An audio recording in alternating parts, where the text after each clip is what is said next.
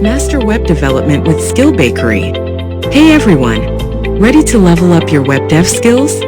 Introducing SkillBakery.com premium courses starting at just $6 or 500 rupees. Sign up today and learn in-demand skill sets. Unlock your potential today at SkillBakery.com. Hello and welcome to another exciting video. In the previous lecture, we saw how to install GitHub CLI. Now in this one, we'll see how to confirm whether the installation was successful or not. And then we'll also see how we can open up our repo in the browser using the GitHub CLI. So the first command that you need to run is, as you can see, gh, then a space, -- version. So when you do that, it confirms that GitHub CLI has been installed successfully. It will display the version number, like in this case, you can see it's saying the version is 2.45.0. And here it will show the GitHub CLI release URL as well.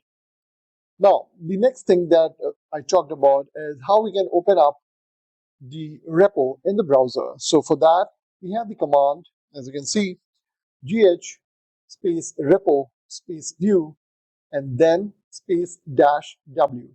When you do that, you'll notice that it's going to open up the repo in the browser itself.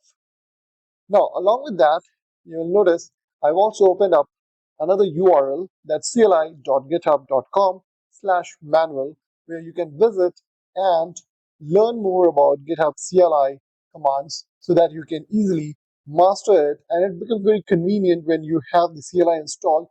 You can kind of do all the things right from the console window of the editor itself.